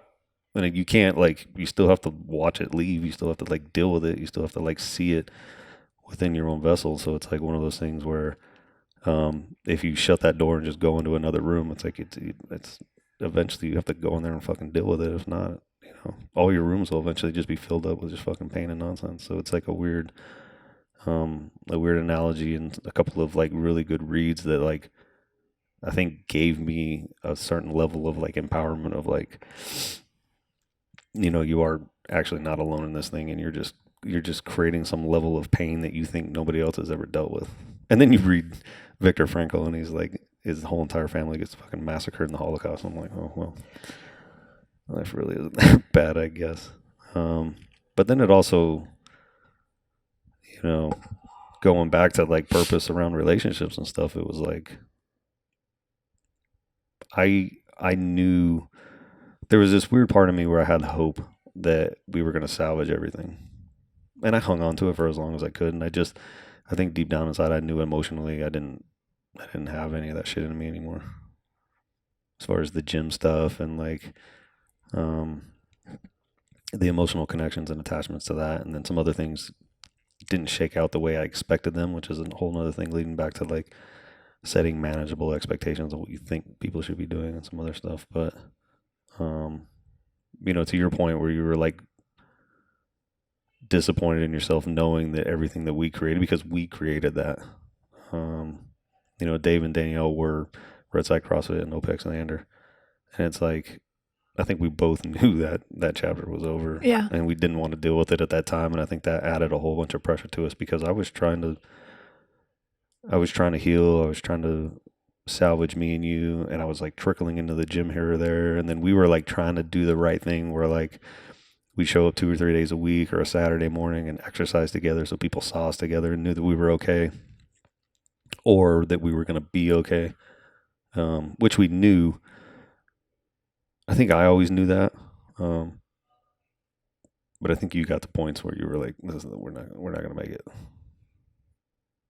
I think you made some hard stands on me where you're like, no more. I'm not doing this shit anymore. But it was a weird thing because you were like, if you want to come here and exist in this space with me, I'm here. But I'm not going to fucking chase you anymore. I'm not going to let you berate me verbally or whatever the case may be anymore. Well, it was just a really emotionally trying time, but it was also probably the most physically trying time for me. Maybe not for you, just because of the physicality of your lifestyle in the special forces versus my lifestyle. You know, it was a lot of sleepless nights rolling right into the next day where I'd have to wake up to go to work after 2 hours of sleep because we were talking all night long and we didn't eat a whole lot. Mm-hmm. And we tried to move a little bit, exercise. It was just not, we very rarely drank water. I mean, it was just like all the things that we are normal, just given parts of our day. It was just chaos. Our lives, it was just our days ran into weeks, ran into months, and we were both like losing so much weight, and we were just not healthy physically or mentally. That looked amazing. I don't know what you're talking about. But again, I think it just circles back to the fact that we were so committed to getting through that whatever we had to sacrifice, we were willing to. Yeah. Yeah, and I think we both knew that. Because I mean, we could see it. We could just see those sleepless nights and those, where me and you were like, we were still trying to like sit down and have conversations with our kids and like still eat dinner, but we would like make dinner, but like didn't even have the appetite to eat, but we're just trying to show face with the kids. And yeah. Just trying to get to our bedrooms as quick as possible because it became like our little like safe haven almost, where as long as we were in bed, we were good. Like nothing bad was going to happen. We could just sit there and talk, and we could, cry our fucking faces out and just work through it, laugh. And I was listening to some podcasts and stuff where it's like you pick a topic and you talk about it for 30 minutes and then you go do something else. You do that once a day for, and I'm like, man, we would have never got through it if we would have put like some kind of like hour. I mean, there were 60 days at one point where we probably 8 to 10 hours a day were just chatting that shit out and revisiting some shit, and you'd be like, why are we going over the same thing again? And and I think the normal reactions was I was trying to find holes in the story. I was waiting for shit to change because I think one of the biggest mistakes, if we are going to find some mistakes or some failures in this whole thing, was that everything wasn't let out day one. For sure. And that's the biggest mistake. It's the biggest mistake because it sent me down a path where no matter what you said, I had to second guess it. Yeah. I had to second guess it. It was like, well, she was willing to lie the moment she got caught. Yep. And then even day 2, it was like everything was out, but it wasn't really out, because then by the end of the month, I was like, holy fuck, that was so much. And it was you just trying to unbury a lot of shit where it was like, let me go through some timelines and try to figure out, what happened then and where you were at during this time and all this shit that wasn't even that important. But, I don't. Trying to Rolodex that thing is, man, it was at least 8 hours a day of us. At least. Just in it. And at one point we disappeared for 10 days in New Braunfels. One of my really good friends, Danielle, just hooked me up with a condo out there on the river and was just like, dude, you have it till, I think it was like February 21st or something. It was like January 5th. He's like, dude, you have it for like 2 months, man. And I was like, don't tell anybody where I'm at. And I turned my phone off, and then you ended up just tracking me on AT&T and showed up one day. Which I was super grateful for because I was like fucking alone and staring at a river by myself. And that was neutral ground. That was at least 15 to 18 hours a day of, we didn't hide from any of it. Yeah. We would talk, we would go eat, we'd come back, we would talk some more, we'd watch a movie, we'd talk more, do some booty, talk some more. We were like, it was so crazy because we were so madly in love. It was such a bizarre feeling. Mm-hmm. I'm like madly in love. So that was a pretty good like blessing for us, was that the fact that it didn't come out until it did. Right. Because we had that year to 2 years of exploring ourselves and figure out who we were, and I think we grew super close in those 2 years, more than we had in the first 15 years. For sure, like a whole bunch. So there's a lot of like little weird gifts in there where you're like, you know, to figure out how you got here today, there's like really big, huge pieces in there. I think if it would have came out in 2011, we wouldn't be even talking today. I mean, we'd like, how are the kids? Right. When you dropping them off? Right. What a scary thing to think about.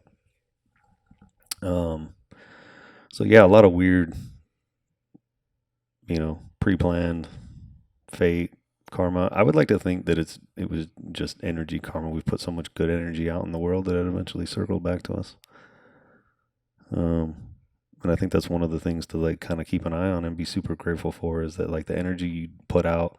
Megan put it best when she said that. It was like, you know, that body of water where she's like, no, every drop is a piece of energy, and it's like those ripples, they just go out, and eventually that same water and that same ripple and that same energy is going to come back to you, whether it bounces off another rock or gets rippled off another piece of energy. It's like, so it's talked about in the sense of karma, where like whatever you put out, it's eventually going to come back to you. So like if you're putting out bad shit, it's eventually, it just circles back around eventually and hits you. So I think for us, the amount of like just sacrifice and service and that we just put out in the world, it came back to us.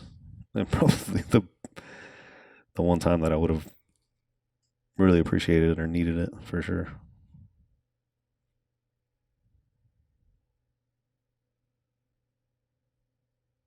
So put out good shit, and then eventually it comes back to you. Truth. Don't be an asshole. More asshole truth. Shit won't happen to you.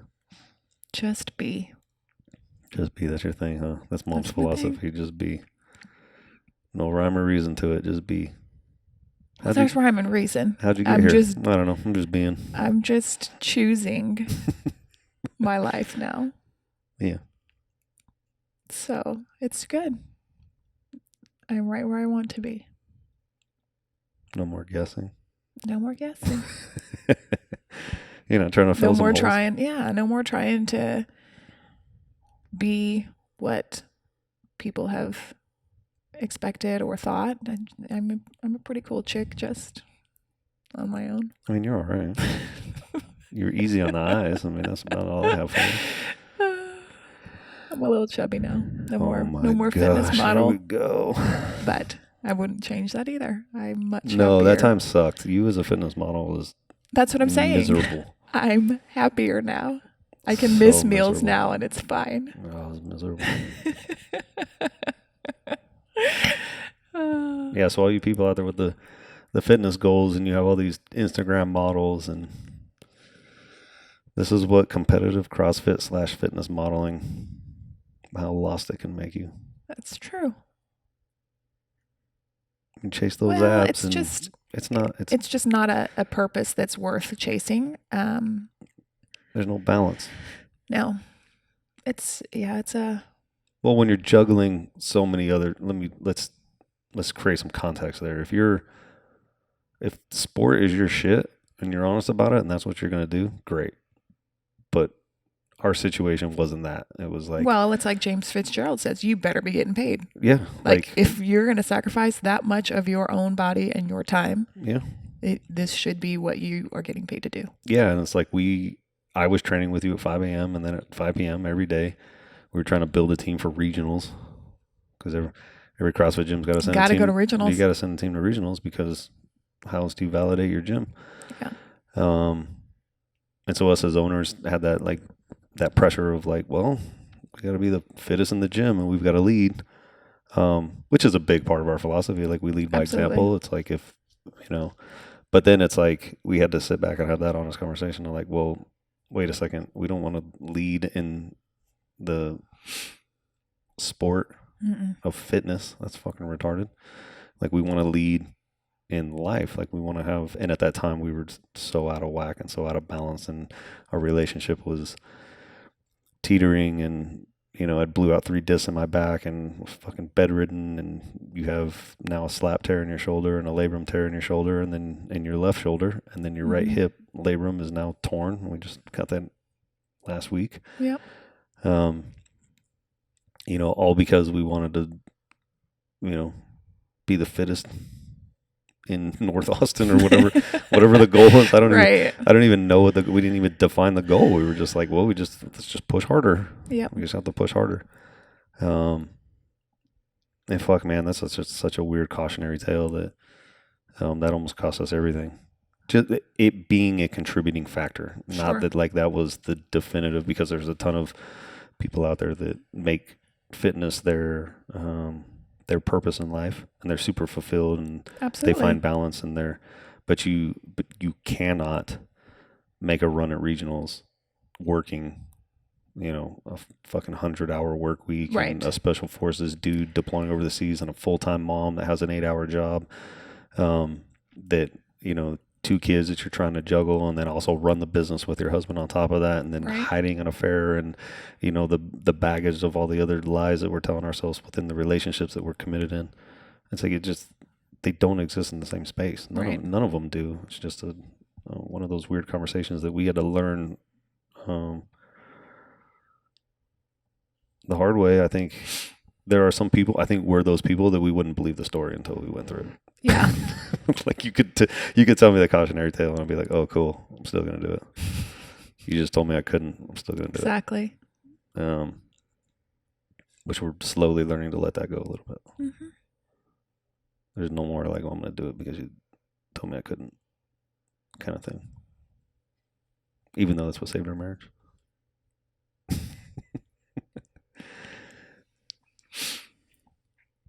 What an amazing story. It's true. It is true. And I'm a lot more private than you are when it comes to. Mm-hmm. I've been just letting you do your thing. There's a whole lot more out there. But yeah, but I think that there's a lot of value in sharing your experience and our experience. And we've helped so many people that we know, and I'm sure even more that we don't know. Yeah, the feedback's been amazing. That's what it's all about. Yeah, just people reaching out to me, and I think some people are reaching out in not a weird way, but like concerned for us. Like, oh my gosh, we didn't know that was going on. We better. It looks like it wasn't the intent of this thing. Right. Because I don't know how else to say, we're not trying to trick you people.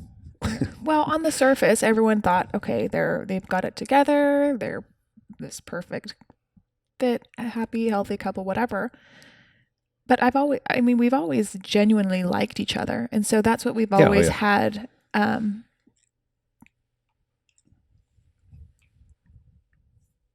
Yeah, I never hated you. Well, I'm just saying, like, people ask us, how did you guys survive that? And that's a big piece of it, is that we genuinely like each other. It's not just being in love with you. don't want to do this life without you. And that's a big piece of it. It's not to say that everybody will have the same experience that we did. God forbid they have to have a traumatic experience that they have to live through, but ultimately, but to that point though, that like it almost saddens me a little bit that people won't get that experience. well, for sure. Because I don't know how else to get You here have, well, with you. because of me though. Like I needed some huge traumatic experience to shake me enough to really do some self-exploration because I was just content. Yeah, Life but was that just also did the same thing to me.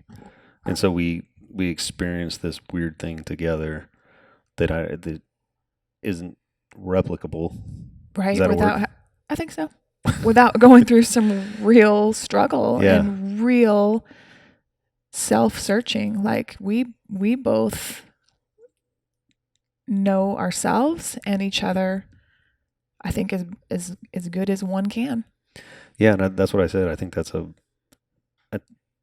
And so weird because I look at us now as like that's the and I know it's only going to get better and there's going to be some low times for sure. That's just life the way it is. But as we continue to raise our bar together, I see the potential of what human relationships can provide and can do, and can add to people's lives.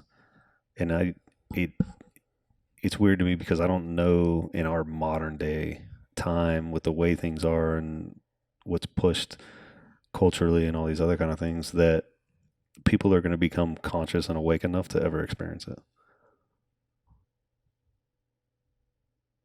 Which I like get sad for like 3 seconds and then I don't give a fuck because well, that's what we always talk about. I'm not We going to can't put change the world, I'm but not we going to can put energy. certainly Yeah, I'm not going to put energy into it. help those that are closest to us. Yeah, and so I think that that's part of this is that we want to sort of give people that like, man, bad shit does happen. Life is what it is, but here's the potential of it. Right. And here's what two individuals can add. Here's how they can add to each other's life, and here's the types of things that they can do. And you know, does there need to be anything more than just waking up to a smiling face every morning? Not really. I mean, I need my coffee, but Well, I mean, other than that, it's a pretty good life. No, you're such a shitbag, dude. I just need half my life in Austin, Texas, in the summers, either in. Yeah, Oregon was nice. We just got back from Oregon. Yes, it was so beautiful. A lot of good memories for me. That's where my mother was born and grandmother lived for many, many years. So I spent a lot of time in Portland. I finally got my beach movie. This guy did get to experience the Oregon coast and Portland. Don't dodge the beach video, bro. You're so special. What a good video. We had a good time. So that's this next season of life is all the traveling. Experiences over material things. Absolutely. It was the name of the game for us. We did the big houses and the nice cars and overextended ourselves and that was dumb. Resetting. Yep. And realizing that, and I've come to that realization a long time ago with all the countries I've been to and all the things that I've seen. And I think I took it for granted early on because it shaped my perspective on what life actually has to offer outside of this weird little bubble that we're 10 hours because I got to get that Mercedes, whatever the fuck. And my family needs a 5,000 square foot house, not a 3,000 square foot house. It's like, dude, I get it. We were there. That's what we're told. We're supposed, like, we've got to get into a bigger, nicer house. You got to be in a better neighborhood. You got to get your kids in a better public school. When, taking the kids on a fucking hike for free was a way better experience than, going into a corner of a house that we hadn't seen in 3 months. Yeah. What a fucking bizarre world that we live in. That's that was the focus that we were stuck in for a while, chasing this like idea of success, Right. and ignoring the connection that's sitting right in front of us. Well, Fortunately, we're still young. One of us was ignoring it. Fortunately, we're still young and we have a lot of life left. I'm young.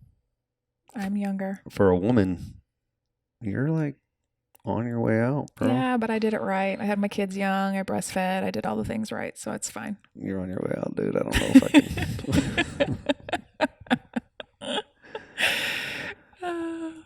So how do you feel about all this writing and podcasting and your husband diarying your entire life, your text messages and everything?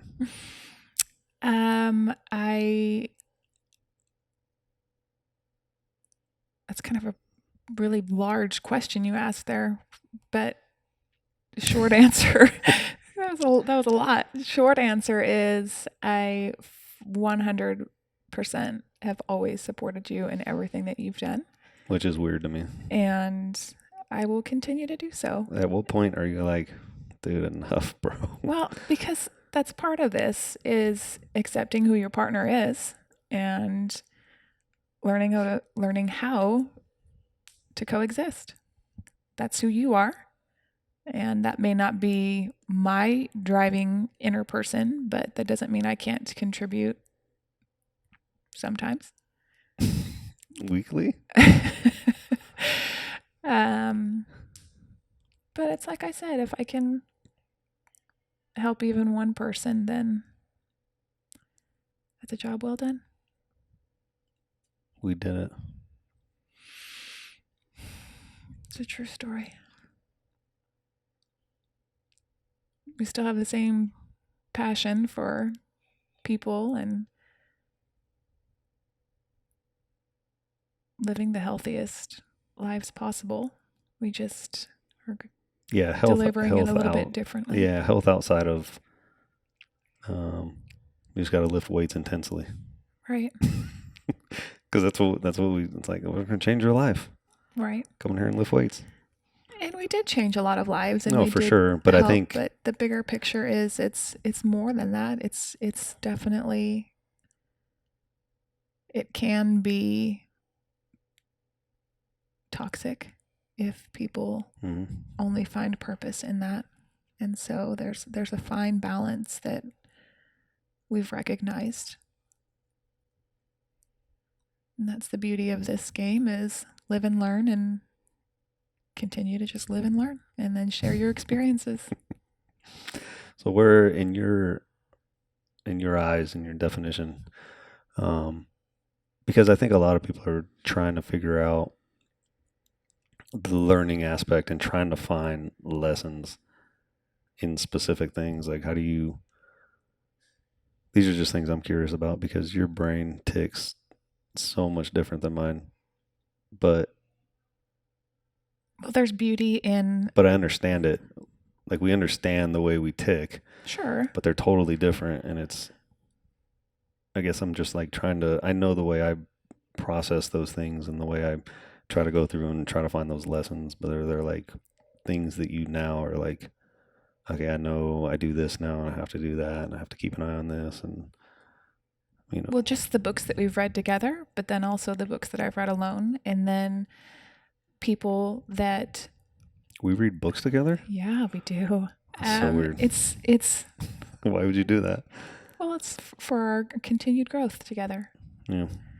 But also, there are people that I truly believe are put in your path for a purpose, and Megan was definitely that for me.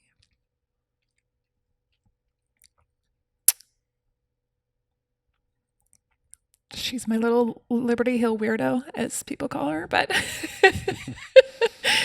she is an amazing luminary, and she's got great perspective, and she's very intuitive and has just helped continue to guide my own exploration of being and just choosing to spend my time as wisely as possible, either in reading or podcasts or talking to people. I love to hear people's stories as well, and then shed some wisdom if I feel I can be of help to somebody. But a lot of times, one thing I have learned is, well, I've always known though that listening can be more effective than talking. And so being an active listener is, I guess, just a gift of mine. And so I know intuitively when I should and when I shouldn't maybe impart some knowledge, even if I know some things. Sometimes people just aren't ready to hear it. But that's a hard thing for people, because it's like, especially for fixers. Right. We know a ton of fixers. We do. And they get so frustrated because they're like, I fucking told them this and I told them that. And I'm like, I'm not ready for it, man. Right. They're just not ready for it. And that's a hard place to be in, because it could be your kids. Right. Could be your spouse. Could be your best friend. You want to save them from themselves. You want but to save you them from themselves. Yeah. I think a lot of us do go through life a little bit. I talked about it a little bit on the last podcast, where I've had so many expectations of people where I felt like I was giving them everything, and I was expecting them to make different choices that I felt were the right choices, which in my head were right for me, but may not have been right for them or whatever. Right. And I've slowly, exactly what you're saying is just like, man, some people just aren't ready for that. You can call it love, you can call it care, you can call it wisdom or perspective or knowledge. I would like to think that most of mine comes from just pure love for humanity. It's like, I really just honestly want you to just be better than you were 10 seconds ago, or the decision you're getting ready to make next week. I want it to be the most educated decision that you can make. Right. And if I have some kind of experience that's around that specific situation, then, here's my perspective on it, and do what you will with it. Right. And before, I used to be like, oh, I've done that same thing. If you don't do this, this is what's going to happen. And it's like, man, I can't definitively say that about anything. There's too many variables of life. So I think giving advice is tough. But there are some times where you have to sit down and be like, don't fucking do that. Yeah.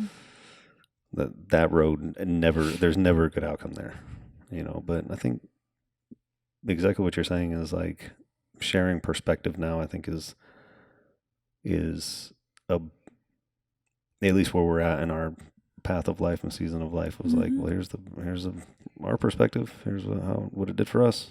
Well, and another lesson that we've learned is there's really only so much time in the day, and it's so valuable. So it's really important to be purposeful in how you're spending your time. And so we keep our circle of friends very tight right now. And it's not because of any other thing other than, if you don't add to, you take away, to be blunt. And who'd you learn that from? I don't know. You? Did I learn that from you? Probably. Yes, my husband. And so it's just being, circling back to just being mindful and having intent and purpose, and not taking for granted any more time. Yeah, what was actually given to you today. Because we as humans waste a lot of it. Yep. We waste a lot of it. But also, waste is such a weird term, because it's like, yeah, fucking, on paper, did mean you waste 8 years of our life. I mean, if you look at some of our, it just depends on how someone wants to look at it. If you look at some of our decisions, 100%, you're like, hey, you guys wasted so much time there. And you could have been working more towards each other, but it's like, well, what if that wasted time? Well, it just comes back to like what we were just talking about, and I wasn't ready for any of this 10 years ago. Yeah. Well, and that's like I didn't know that I didn't know that I wasn't like doing it the right way, doing it. Yeah, whatever that means. Yeah. And so, yeah, this would not have made any sense to me then. And so it's all about Yeah. We just have to accept the taking fact it that, in like, stride.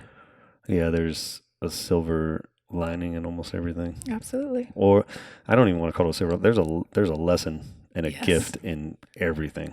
Absolutely. Whether it's the death of somebody or traumatic events from betrayal or lying or whatever.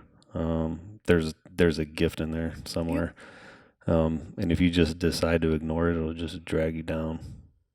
If you just decide to not accept it for what it was, and Yep. It's like we would have, without any of the people always say like, "Fuck, man, I don't want that to ever happen. What do I do to like not?" I'm like, I don't know, man. I wouldn't change it. I can't change it. I wouldn't change it. Like, how do I guarantee we end up having this exact same podcast, and being this much in love and understand that, like, you're changing my diapers when I'm 80. Like, how do I always joke about that, but like, it's the simplest analogy. It's like, well, who the fuck's going to be here doing that shit for you when you're, it's the person that you build that foundation with in the beginning. But I can definitively say that now based on the way our journey has happened. Mm-hmm.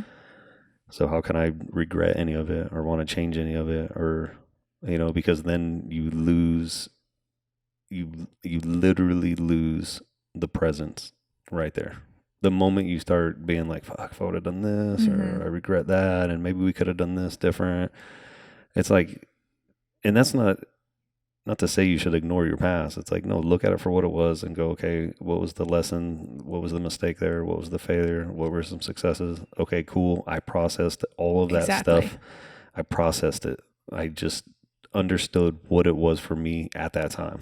And now I'm moving forward as that a part of my life and using those lessons and those pieces to keep me right here, right now. Yep. Not like, fuck, I never dealt with it, so I got to go back there. What the fuck? Well, Yeah, that's the difference. What if I would have done this different? It's like, well, fuck, if I would have took that job 6 years ago, would I even be here today? What if I would have never broke up with that one girl or whatever? It's like, the moment you start doing that, like, the should-haves. Isn't that what Megan always talks about, Megan? Yeah.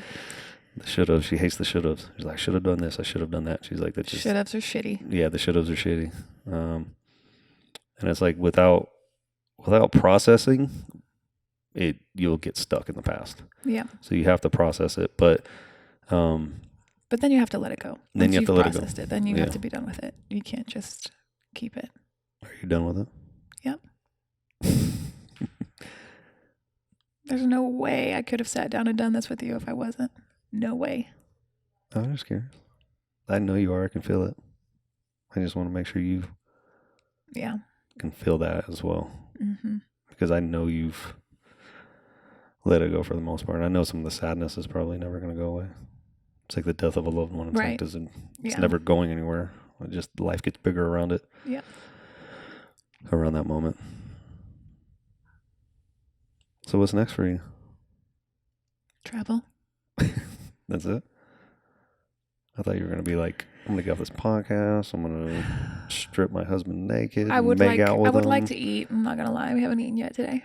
So you're going to choose food over this? I don't have any energy. You are the absolute worst. So you don't want to make out with me. That's what you just said. Not on camera. What? No, bruh. What if we just like right at the end just... You're the worst. I love you. I know. Podcast number 2. Check. Did you just king of the road me right there? Yeah, I did. Well, thanks for sitting down with me today. No, thank David you. Hall. Thank you, Mom, for getting out of your comfort zone and happy to be here. Any chance I get to hear you open up a little bit is always super grateful for me. Cheers, bro. You don't like to do it. Done and done. And I appreciate it. Cheers. And I love you, bro. I love you too. More than anything. The end. Don't the end me. I'm the host of this show. I'll end this thing. 10. Start biting him. He's done. Oh man. Be Your Lead podcast. Thank you. Bitches.